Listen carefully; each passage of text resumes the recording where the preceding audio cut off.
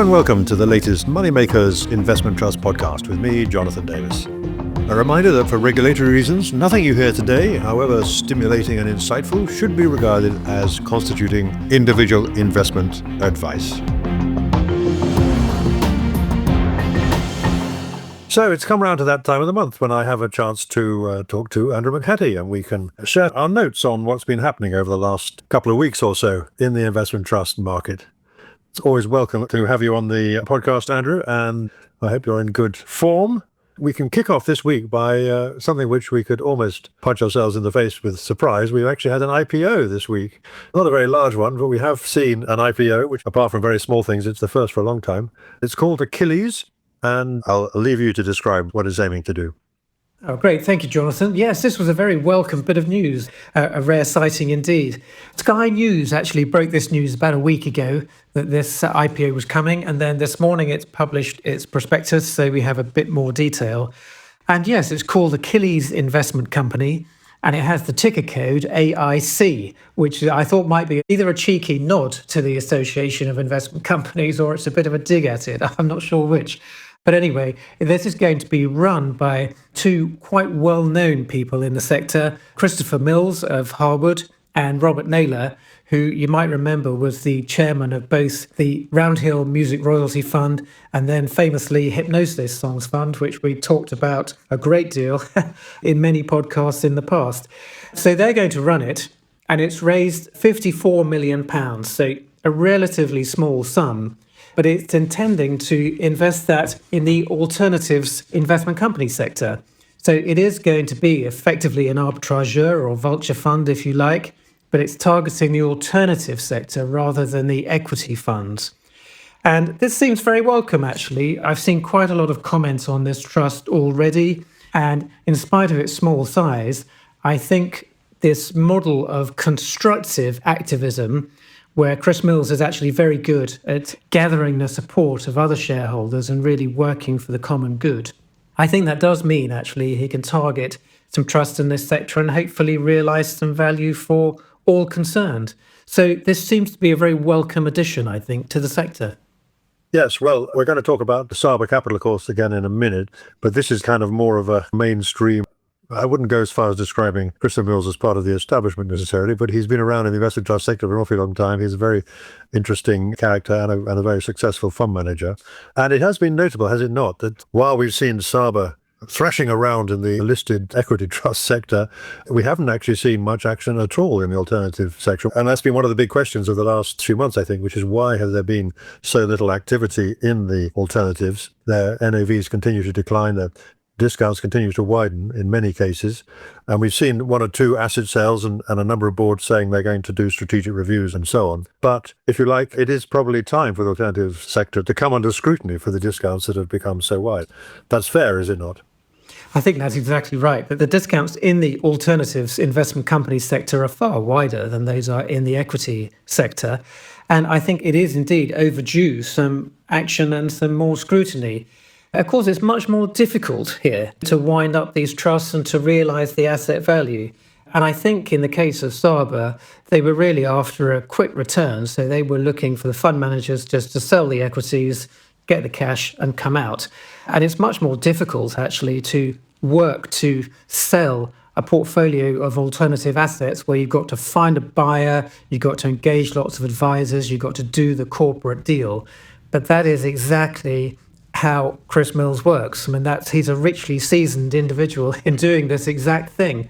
And so there's more work involved here. And so it's not for everyone, but I'm delighted that he's now come into the sector and hopefully he will be able to shake it up and narrow some of these very wide discounts. Yes, and it's fair to say that he and Robert Naylor had a big success with Hypnosis. They managed to extract a much higher price from the manager and Blackstone than many thought was possible. Had been trading at a big discount, so they did very well there. And they've also had some success with PRS REIT as well, where they were both voted onto the board and are proceeding with a process which I guess will be the kind of template for what they're going to do with this Achilles trust. I mean, 54 million is relatively small in investment trust terms, but I imagine that if they succeed, they will begin to get quite a significant following. And if they can build up their cash resources and so on, they will be able to leverage some quite good returns out of this, assuming that they're successful, of course. So if you're a board member of one of these alternative assets that have been sitting on wide discounts, I'm just looking at the figures this morning. I mean, I have a segmented screen, which I use for looking at what's happening in the investment trust world, and looking down the main infrastructure and renewables trusts, take for an example, basically nearly all of them between 20 and as wide as 70% in the case of our old friend Digital 9, which is not doing particularly well. So these are significant, 20, 25, 30, 35, across a whole raft of these things, including some of them now paying very high yields as well, 8, 9, 10% on some of these vehicles. What can they do, though, to actually accelerate a process of getting the discounts to come in? Essentially, because these are illiquid assets, it's presumably going to have to be either selling assets or finding corporate buyers. That's the only significant way to deal with this problem, is it? Or do you think that just the fact that they're involved will actually help to bring more buyers back into these trusts, hoping to be rewarded by their activities? Well, there's a few interesting elements to this, aren't there? And I did notice actually one or two interesting price moves this morning in some of the smaller alternative assets trusts. So already I think there's perhaps some anticipation of what's going to happen. And I did notice in the prospectus there is scope for the new trust to increase up to £150 million. But it's starting with this quite small sum, and I'm assuming it's going to need to invest at least £10 million just to get its foot in the door in each holding. So it's probably going to be very concentrated. I think it did say initially it's probably targeting between 2 and 5 investment companies. So it's really going to be focusing its attention. And I suppose once it's apparent which trusts it's going for, then there'll be a lot of attention focused on those to see exactly what the template is. And the normal modus operandi for Chris Mills is to set up some kind of corporate deal. He's very good, actually, at canvassing views in advance, talking to other shareholders, seeing what they want, but also engaging advisors and really trying to do the deal. So this really is a much more constructive approach to activism. It's totally different from the way Saba went about it. Yeah, so to be fair, I think he's not above putting a bit of fear of God into people if he gets to that position, which he did that with PRS REIT and forced the board to change their mind about what they were doing. But you're right. I mean, with 50 million, say that's 5 lots of 10 million that they have to deploy. And some of these infrastructure vehicles, of course, are very, very large. We're talking about half a dozen, which are more than $1 billion market cap and so on. So to get noticed, you're going to have to put some money to work. But I guess we keep hearing from the boards of these alternative investment trusts that they are actually now thinking quite seriously about trying to get something done about these discounts. So you would hope that Christopher Mills and Robin Hale will be pushing at an open door in terms of getting solutions. And if that means perhaps bringing the board into conflict with them fund managers who have perhaps a different interest, then so be it, one has to say. Yep, they're definitely not afraid of a bit of conflict, but that's not their starting point. So let's hope they can work together. They want to do it by working together, of course. It's only if that doesn't look like happening that they might change their tone. So that's a very positive development, I think, and could be very positive for the sector if it leads to results. Meanwhile, the Saba Capital campaign goes on. Since we last spoke, we've had all 7 of the original requisition votes that Saba were after, and Saba got very resoundingly defeated in all of them. But that's not the end of the story, of course, and Saba has since come back and requisitioned 4 more meetings. So perhaps you could just explain briefly what they're now trying to do, and then we can talk about what the implications of that might be.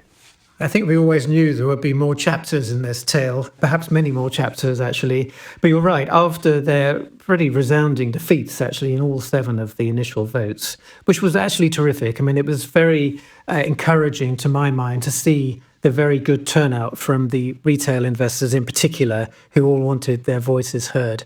So the campaign to get people out to vote, I think, was very successful.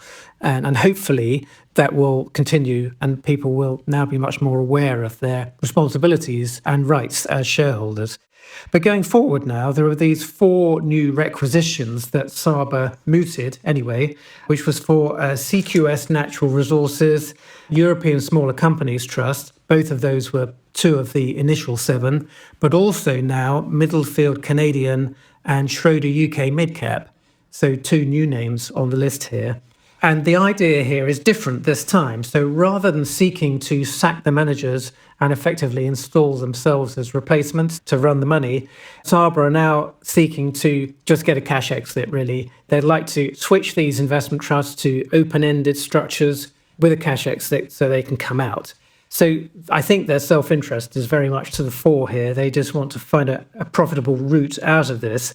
But they have, in fact, already agreed to defer one of those 4 requisitions, which was with the European Smaller Companies Trust, for 30 days to allow some scope for negotiation. So the good thing there is that they are, in that case, talking to the board. Although, intriguingly, with CQS Natural Resources, the board has complained that Saba has not made any contact whatsoever. So again, their approach seems a little bit inconsistent, and it's a little bit hard to understand in part. So there are more developments to come. Yes, it's been very interesting. It really has. And I think most people seem to think that the tactics that Saba Capital have employed with requisitioning those 7 at a time, which was very inconvenient for the boards and so on, just before Christmas, was very aggressive and has probably rebounded against them. In other words, it's created this kind of positive reaction against what they're trying to do, and we're leading to this big turnout from retail shareholders, and also the platforms being pushed and bullied into making sure that the shareholders are aware of what was going on. And maybe, perhaps you could argue that if they just stuck to this traditional approach originally, they might have done better.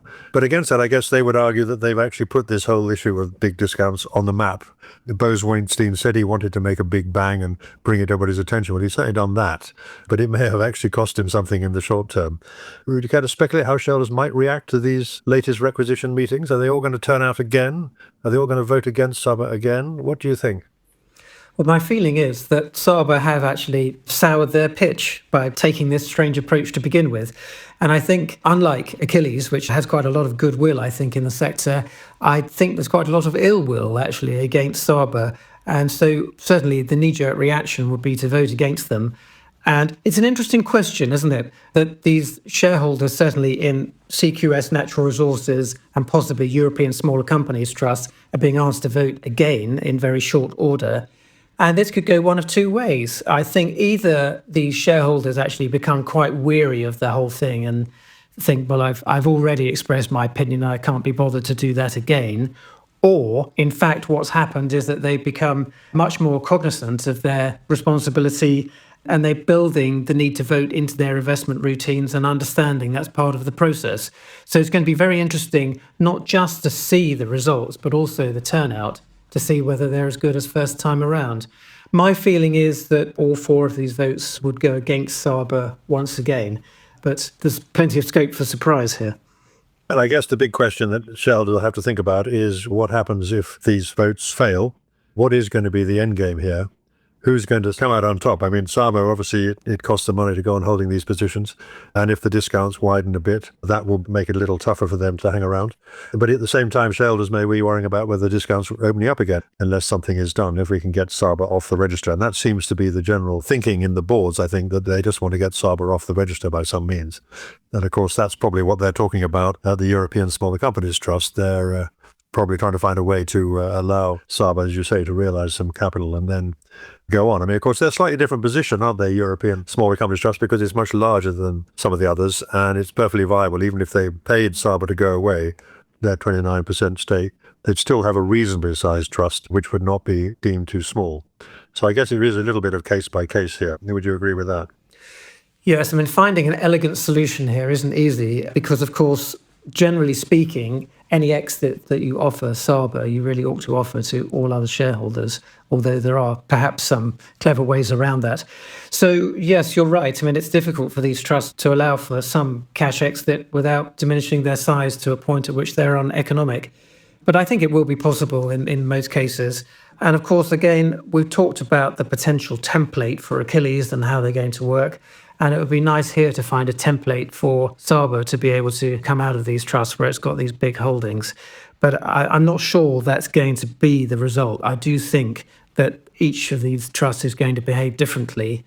And it does depend on their circumstances, the size, the makeup of the rest of the shareholder register, and what the board wants to do in each case. So those board members are going to have to be working quite hard here to try and work through the potential solutions to see how they can reach a reasonable outcome. So I think it's fair to say in two cases at least, Keystone Positive Change and Henderson Opportunities, the boards, whether because of Saba or coincidentally, as they might have it, are already proposing schemes by which those two trusts will effectively go out of business, with the shareholders either being offered cash or rolling over into a open-ended fund equivalent. But for the other five, it's a slightly different story. Let's talk about Herald, shall we? Because Herald is obviously the first to vote, and the first one in which Saba was overwhelmingly rejected. But that story also has other aspects to it. They have to have a continuation vote, among other things. So what do you think is going to happen there? That's coming up quite soon, isn't it? It's in March, I think, next month. Yes, so Herald shares have fallen back to a 9% discount now, which is quite interesting in itself. And yes, a couple of bits of news here. I mean, first of all, the trust has produced its results for the calendar year 2024. And I think it's just worth pausing to talk about those, because obviously Saba's argument here was that the trust was not a good performer. Actually, the NAV total return was 12.1% for the year. And it's quite difficult to gauge it because it's hard to find a suitable benchmark for this trust. But its American portfolio outperformed, the UK portfolio underperformed very slightly. But on balance, it was a very good result, actually driven by a couple of very large returns from Super Microcomputer, which is a great name, and Celestica. And Herald's statement actually focused on the long-term returns, which is the key point here, and always the key point about keeping this trust in its current form. And the statement highlighted its 27 times return on capital since 1994. So that's very impressive. But now it does face this triennial continuation vote, which was already scheduled. And one would have to assume that Saba is likely to vote against continuation. So we need other shareholders to vote for continuation if that long-term track record is to continue. And this raises the same point again, that you're coming back to shareholders saying you really must vote again. And at some point they'll get weary of that. But also I think they're pretty determined, having now stated that they want the trust to continue. It would be ridiculous to let it slip away by not voting in this continuation vote. Yes, it should perhaps just be worth mentioning that if it fails the continuation vote, the directors are required under the articles to draw up proposals for the voluntary liquidation, unitization, or other reorganization of the company for submission to shareholders by no later than the date of the next annual general meeting. So even if it was to fail, they have a year to try and sort this out. So that's interesting. Herald voters are on watch again for having to vote. I think one of the points that the boards have made is, of course, these requisition meetings, this one obviously is a continuation vote, but these requisition meetings are not cheap, particularly if you have to spend a lot of money on going out and contacting your shareholders and telling them what's going on. So maybe that's part of Saba's thinking, that if they go on asking for these meetings, the costs will wind up and the boards at one point will say this is becoming silly. So that's Saba. I mean, it's interesting just looking at the share prices and so on. In the immediate aftermath of the votes against Saba, we did see the discounts widen a little, as you say, in Herald case back out to 9%. But since then, they've kind of stabilized a little, haven't they? They're still mostly in single figures, though I think Herald and Baillie Gifford are both around 10% on the figures I'm looking at anyway.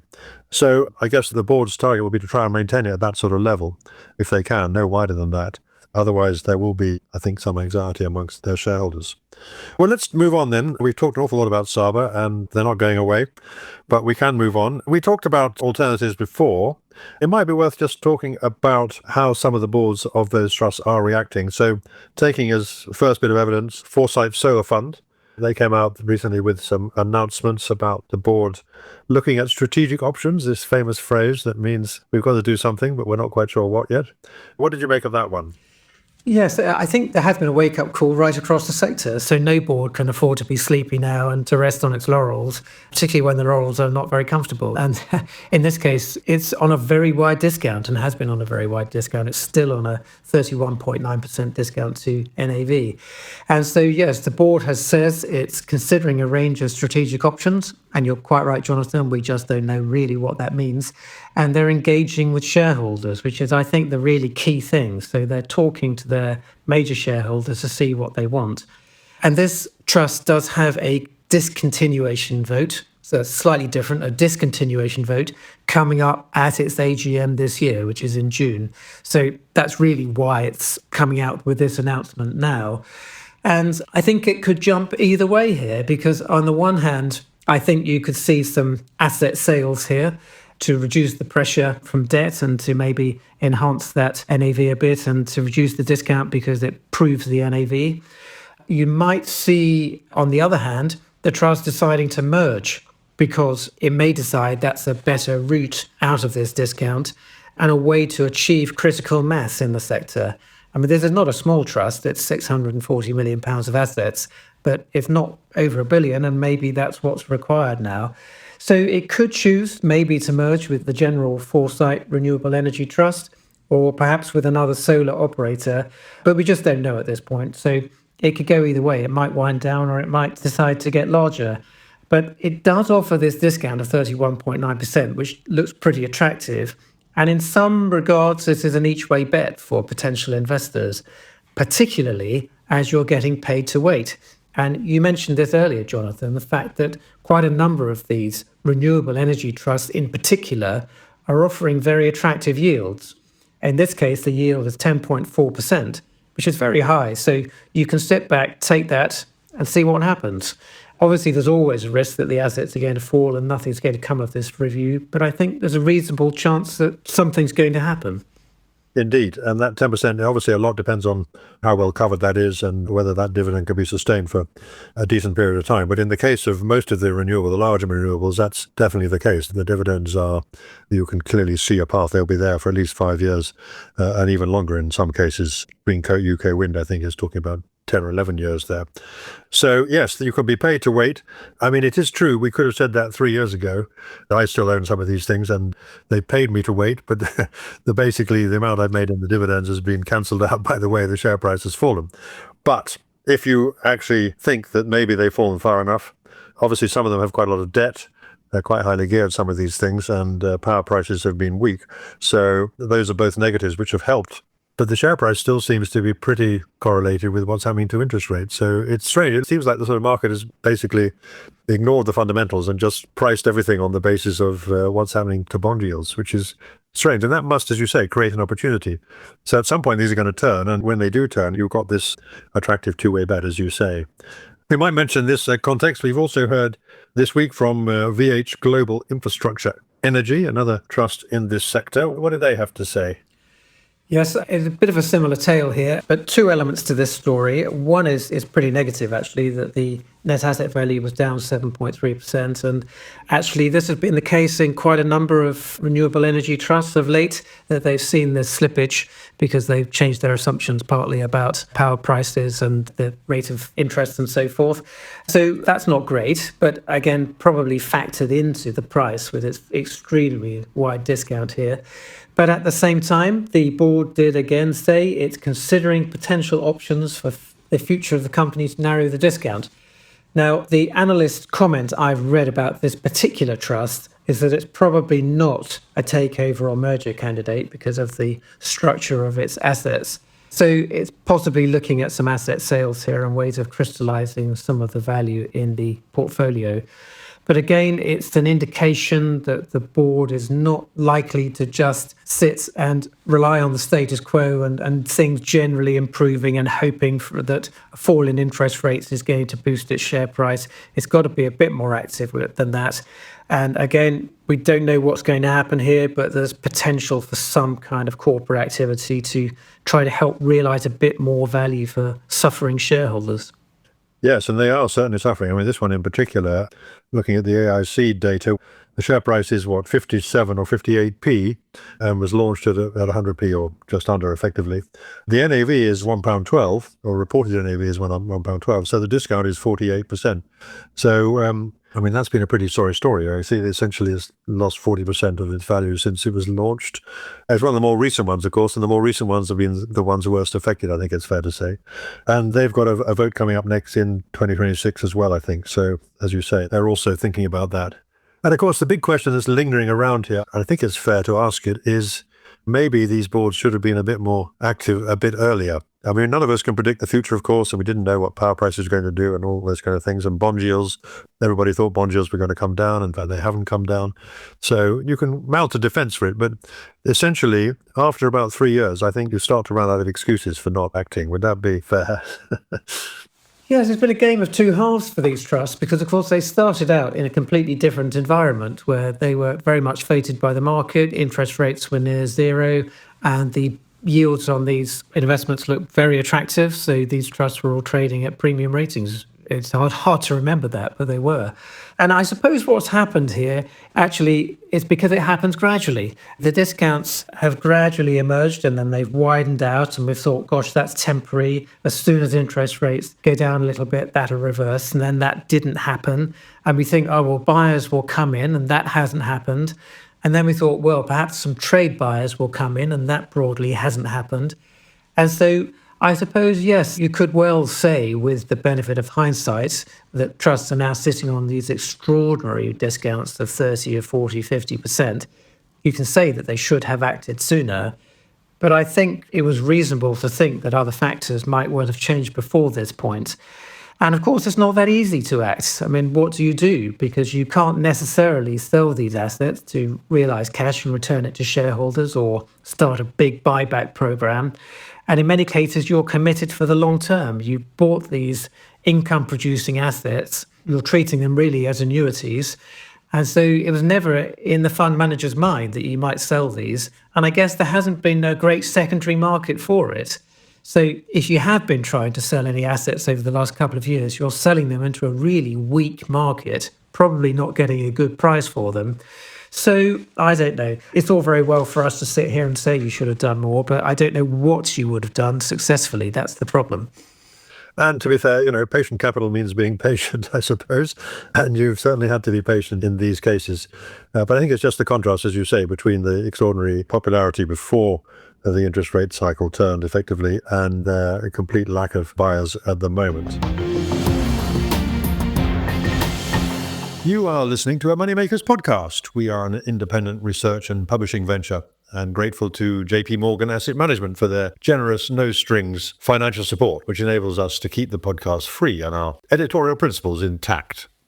Each podcast episode goes live shortly after being recorded with a weekly catch-up email notification every Saturday afternoon. Why not also try our premium weekly subscription newsletter, which provides a comprehensive summary of all the latest news, results, and performance data from the investment trust sector, with links to the relevant stock exchange announcements, and many other regular features, including more than 160 in-depth trust profiles, regular market commentary and videos, plus the editor's favorite funds. Never miss a thing that might affect your portfolio. So sign up today at money-makers.co. And thank you for listening. Meanwhile, elsewhere in the infrastructure sector, we have seen some action. We've seen a very significant one in one sense. That is BBGI, which is one of the core infrastructure trusts. It's of things invest in big assets, typically underwritten to some extent by governments. Tell us what happened with BBGI, and then we can talk about whether there's a read across to the other trusts that do similar things. Yes, I have to report this with a slight tinge of disappointment because BBGI was one of my ISA tips at this time last year. So I was hoping it was going to be a nice long-term investment for my subscribers, but it's not turning out that way because the trust has agreed an all-cash takeover offer. But it's actually at a very good price, so it's a good outcome, I think. This news came out in early February, and effectively the British Columbia Investment Managers Pension Fund is buying this entire trust. It's a big trust, but it's buying it at a decent premium. So it's a significant premium to the former share price, which was around 121.8, I think. It's coming out the all-cash offer at 147.5, so more than 20% uplift there. And it's also at a 3% premium to the net asset value. So I don't think you can argue with that. It's a pretty good outcome here for shareholders. It looks like a good, fair offer to me. And now you're getting quite this big lump of cash coming back from this, which can be recycled perhaps into the other two remaining big trusts in the sector, so INPP and HICL, which are still trading on big discounts. So INPP is on a discount of 22.9%, I think, and HICL on 28.6%. So they're begging out, I think. They're begging for the cash to be recycled and invested in those shares, aren't they? Yeah, indeed. But it's noticeable that there hasn't been that much uptick in their share prices. Again, I'm just looking at the numbers in front of me at the moment. Because reading all the analyst stuff, You can come up with a number of reasons why the other two would not be quite as attractive as BBGI, which, by the way, has about 30%, I think, of its assets are in Canada anyway, which is one reason why the Canadian fund might be interested in it. And, of course, one thing I hadn't appreciated is that the other two, IMPP and HICL, they have very long management contracts, 3 and 5 years, which you'll have to buy out if you're going to take them over. And that might be a bit of a deterrent. And, of course, they have slightly different projects. So it'll be interesting to see. I mean, it's been, I think, slightly disappointing that there hasn't been more of a reaction from the share price of those other two. But as you say, when the cash actually is received by the shareholders there, we may well see something happen there. And in terms of yield, what are we looking at here? IMPP is on about 7%, I think, and HICL is 7.5%. Those are numbers I've got in front of me, which is obviously a nice premium over index link, which is what you really want to, I think, compare them to. But it's not as spectacular as some of the things we're seeing in the renewable energy space, is it? It's not. I think these are a lower risk proposition, actually, than the renewable energy trusts. So to my mind, the market is pricing them quite rationally. I think just over 7% is a very reasonable yield for the big infrastructure trusts, which I think really carry quite a low level of risk. And that's not true in the renewable energy space, where you've got the variability of power prices and quite a lot of individual project risk that I think is quite significantly more. So I think it's reasonable that the yields would need to be higher in that sector. So to me, it seems about right. Okay, well, just before we leave infrastructure, let's just mention, if we may, a bit intruding on private grief here, but Harmony Energy, one of the battery storage trusts, which has also come out with some news. This, of course, has implications for the other battery storage trust as well. So fill us in on what's happening there. This is quite a small trust, Harmony Energy, and it's, I think, different from some of the others in terms of its exposure. But tell us what they've had to say. Yes, it's a £270 million trust, this one, and I've been waiting on tenterhooks for this key bit of news, and I've now got to wait a bit longer because the trust effectively put itself up for sale last year, and then it said in December that it did have a preferred bidder for its entire portfolio, which was not clear before that, and that negotiations should complete in early February. So every day when I've leapt out of bed, I've looked at the RNS feed to see if there's any news on this, partly because I'm a shareholder as well. And now the news is that the due diligence has not yet been completed, and so that deadline has now been extended to the 10th of March. So we've just got to wait a little bit longer for this news. But I think it's worth being patient here. And this could really be pivotal news. Now, it does sound very much to me as if a deal is going to go through here. We don't know. There's no guarantee of that, and it might not. But it looks as if a deal is going to be proposed to shareholders, and we need to know what the price is going to be. And that is going to have a read across, I think, for the other two battery storage funds, which are really on mammoth discounts. In fact, with Harmony Energy, it's still on a discount now of 28.7% to its last quoted NAV, which was 88.5 pence. But we are going to get an update on that because next week, the trust is producing its final results and also a first quarter NAV. So that's going to be very interesting. That might give us some guidance as to what the exit might look like here, if there is one. But in the meantime, you have these other two battery storage trusts, the Gore Street Energy Storage Fund and Gresham House Energy Storage, on discounts of between 55 and 60%. So if there is a good exit for Harmony Energy, I would expect those other discounts to look increasingly attractive for investors. But this whole area is quite speculative at this time, but I think really interesting. So we're going to be talking about that a bit more, I think. Yes, and I mean, the share price of Gresham House Energy Storage perked up a little bit earlier this year and then decided to sell off again. So, as you say, a lot of people were hoping that was the start of a recovery, but it has fizzled out a little bit. So there's very important news. The share price is, 63p, I think, and the NAV, as you said, is 88p. That may go up or go down in the next announcement. So if they could come out with a decent figure, then, as you say, that should have implications across the sector. And there'll be many shareholders who will be hoping, like you, that that's indeed the case.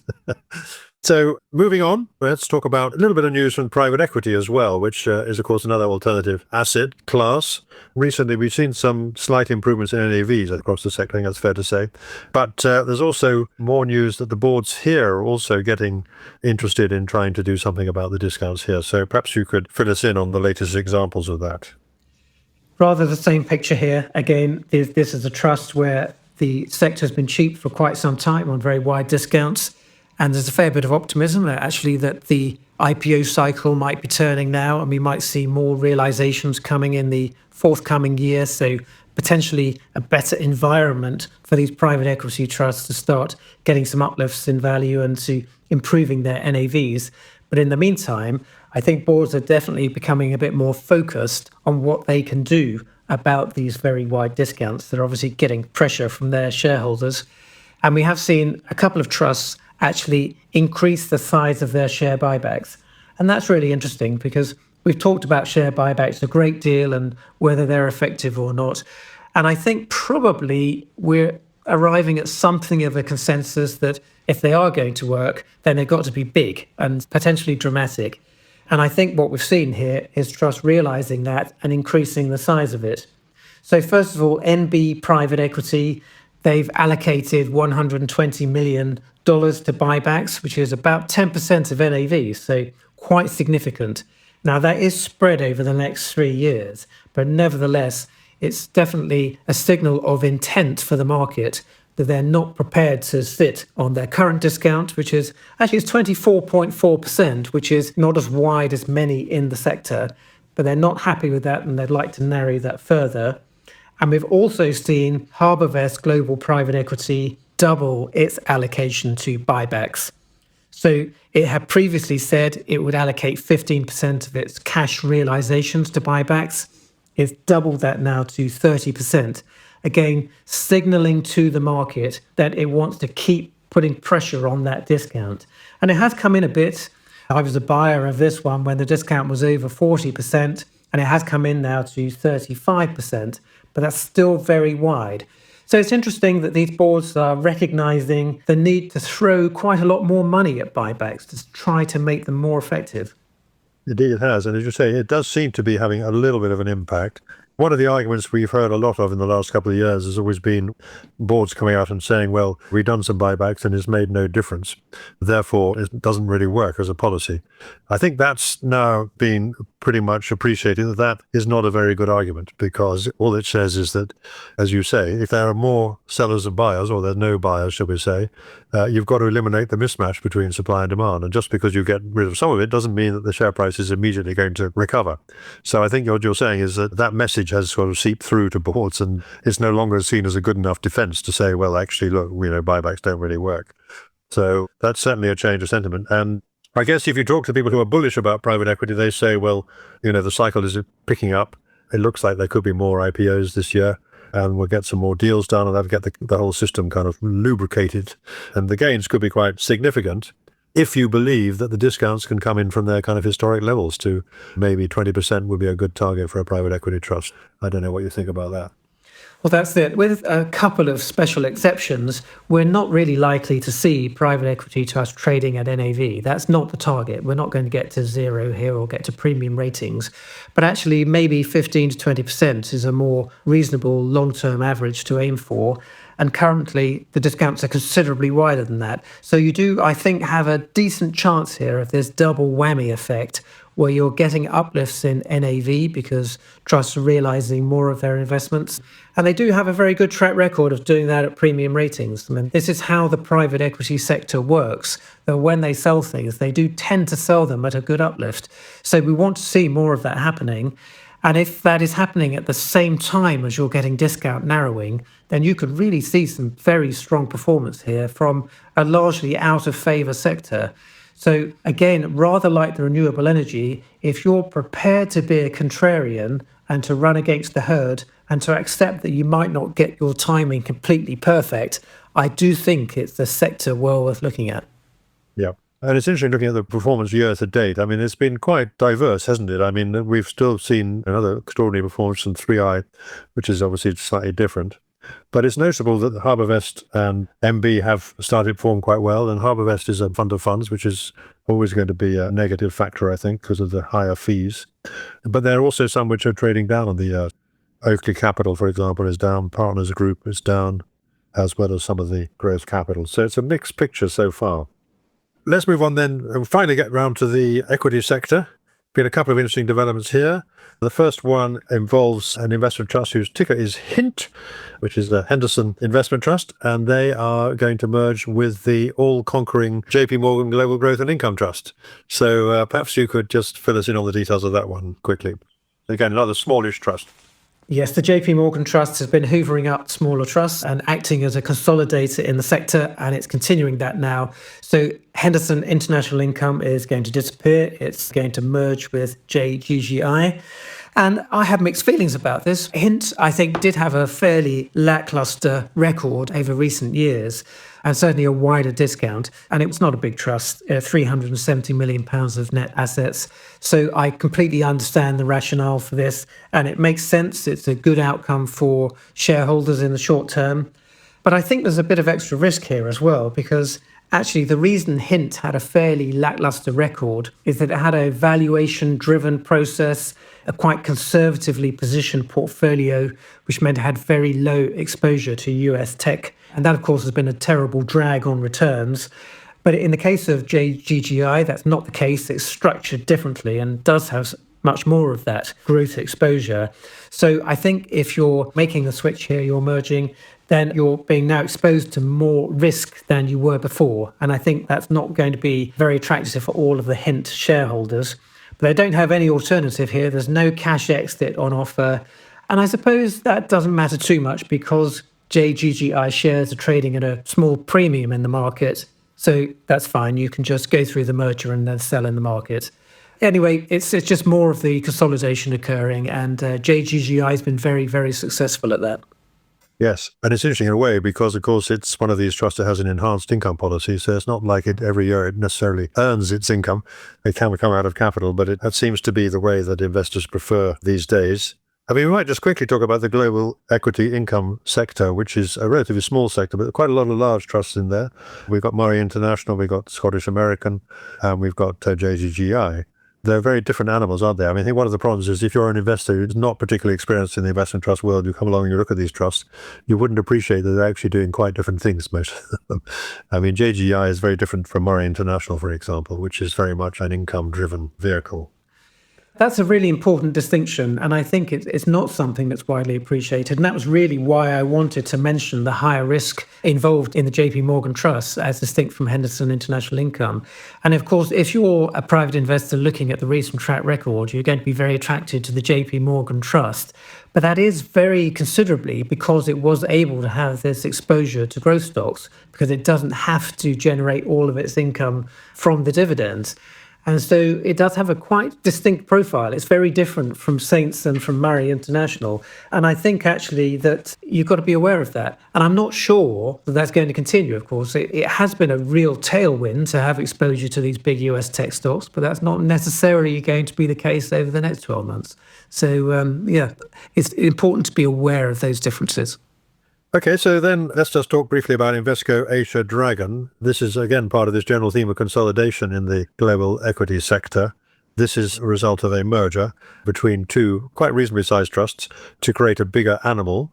What's the news on that particular deal? So this one is completing, really. So yes, this is the completion of the effective takeover of Aberdeen's Asia Dragon Trust, which has now actually merged into Invesco Asia Dragon. That's the new name. It has a new ticker code of IAD. And this has managed to obtain £544 million of assets from this merger. So it's a very significant increase in size for this trust, which now becomes a significant heavyweight player in the sector. So that's quite good news, I think. But what is interesting here is that there was a cash exit offered as part of the deal, and that was capped at 25%. And what happened here was that shareholders in Asia Dragon, actually 69% of them went for the cash, which meant that you got your 25%, you didn't get much more than that. The cash exit was scaled back massively. And I wonder whether that now means there's going to be a bit of an overhang of stock, actually, in the near term. So Invesco Asia Dragon shares are currently on 10.7% discount, which is broadly in line, actually, with that sector average. It wouldn't surprise me if that just broadened out a little bit in the near term as some of those reluctant shareholders sold out. But now you do have this decent trust of scale with a good manager. So I think if you're prepared to sit tight and look forward a few years, then it has actually very reasonable long-term prospects. The Asia-Pacific sector is particularly interesting, or trust and invest in some part of Asia anyway. We have seen so far this year, which I think was predicted by some analysts, basically a lot of money rotating out of India into China, those being the two big animals in the Asian equity indices and also the emerging markets indices. And that's been quite a big trade. I mean, you could have made 20 or 25% by buying China and selling India. And if that persists, then it's interesting having a look at what these different trusts, how they're playing that. I mean, the Chinese trusts have been particularly strong in the last few weeks, so we'll have to watch out for that, whether that's a permanent trend or just a natural readjustment. So I think that sort of brings us to the end here, Andrew. I was going to mention one other trust, which I think has been the subject of a lot of analyst comment, which you may not have seen, is very widely held, and that's BlackRock World Mining. There's been a lot of talk about they're going to be reducing their dividend. They don't guarantee a dividend. It looks like that's going to come down quite significantly when the next one comes round. And that's been a relatively, again, poor performer recently, gone out to a discount. They do have a discount policy. Do you have any thoughts on that one? Yes, I mean, I think BlackRock World Mining is an interesting trust to own, actually, because it's easily the largest player in its sector. It's the only one of scale in the sector. So if you want to diversify your portfolio away from equities and alternatives, so you want that exposure to commodities, then this is your choice. And it's typically quite a highly rated trust. And part of its return has always been that dividend. And it's had a good dividend yield of actually more than 6%. So that has been a significant part of the reason for buying the trust. But it does vary. It depends on exactly what income it's getting from its holdings. So it's not a progressive dividend. It will go up and down. And maybe in the future, the dividend part of your return is not going to be quite as significant. I don't know what the outcome for commodities is. I mean, it's hard to say. The gold price has been very strong. Lots of other commodities, of course, reliance on the amount of international trade and how quickly China's expanding and exactly what President Trump decides to do next. So I think it's a quite difficult one to call, but I completely understand why people have this in their portfolios, because it's a key part of the global markets. And if you want commodities, you're probably going to own this trust. Yes, and it has some diversification benefits as well, because in periods when the economy is growing quite rapidly, it's quite often not very highly correlated with ordinary equity trusts. And it is now trading around 10%, which I think is about as wide as the board wants it to go. So you might think this is a good opportunity to have a look at this particular one, but the performance over the last 5 years has been pretty dull, let's be fair. It's not been great. So always worth looking at, as you say, very widely held and popular trust managed by Evie Hambro and Olivia Markham at BlackRock. So that brings us to the end. Andrew, thank you so much again for your thoughts. We'll look forward to our next conversation. And I dare say some of these things we've been talking about will be featuring yet again. In the meantime, we're all trying to work out what Trump 2.0, as we now have to call it, is going to mean for your investments. It's been a roller coaster ride with different policies seem to come out by the day. But I think everybody's scratching their head about what that actually means for the markets. I certainly am. And it does look like interest rates are not going to come down as much as people had hoped anyway. I don't know if you have any final thoughts on that. I think that's the market consensus now, that unfortunately, with inflation rearing its head a little bit now and a great deal of uncertainty about trade and tariffs, it does seem as though the pace of interest rate reductions is going to be a bit slower than hoped. But still, there's no change in the direction. The next move should be down. So I think overall, that's going to be quite helpful for quite large swathes of our investment trust industry. Indeed. So that was Andrew McHattie, the editor of the Investment Trust newsletter, talking to me on Friday, the 21st of February. And as always, many thanks to him. Thank you for listening. The Moneymakers Investment Trust podcast is independently produced and edited and is freely available on YouTube, Apple Podcasts, Spotify, and other podcast channels. You can also sign up at money-makers.co to be notified of each new edition. Please note that podcasts are provided for educational purposes only, and nothing you have heard from any speaker should be regarded as constituting investment advice. If you want more news, analysis, interviews, and other investment trust content, don't forget to look at the Moneymakers Circle, available for a modest subscription at the website.